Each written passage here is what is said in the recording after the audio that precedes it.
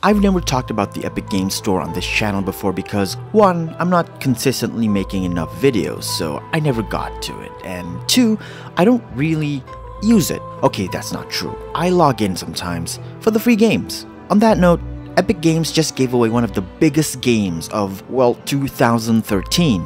But it's GTA 5, so it's still a pretty big deal. I mean, it basically crashed the Epic servers right away. Although, it's great news for me because I never bought or played GTA 5 before. So my compliments to Epic for doing this. And there's more good news. A leak revealed that 3 more AAA video games are coming after GTA 5. According to the leaks, the upcoming games are Civilization 6, Borderlands The Handsome Collection, and Ark Survival Evolved. Those are some pretty big titles, and on that list, I've only played Borderlands, so big win for me.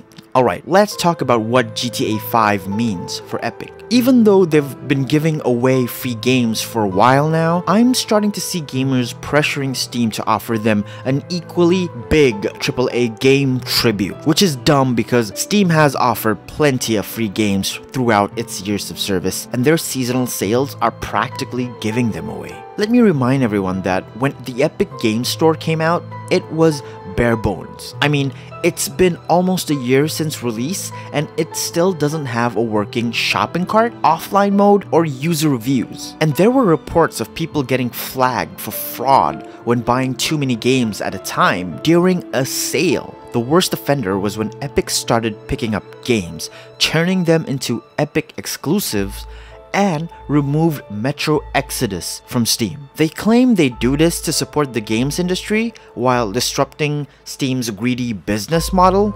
I don't know how true that is, but I don't have all the information, so I'll just give them the benefit of the doubt. And to be fair, Epic funding indie developers has its positives, apart from the exclusivity deals, of course. I'm all for businesses competing for our money, but I'm not down with the exclusives route.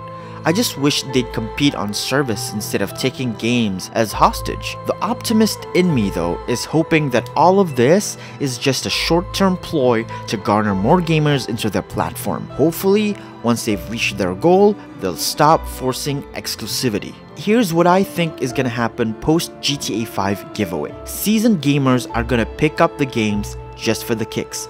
No harm, no foul.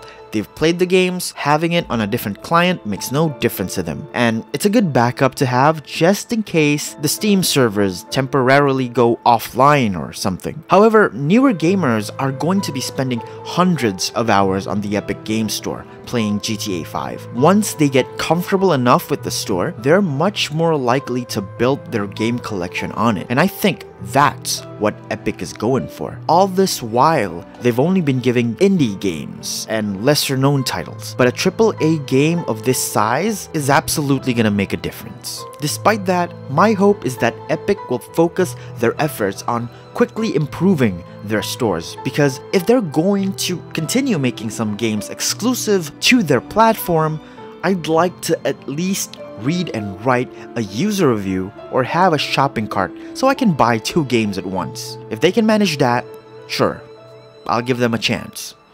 And that's all I have for this video. If you enjoyed it and want to support the content I put out, subscribe and stay notified by clicking the bell icon. It's free. Thanks for watching. Appreciate you guys.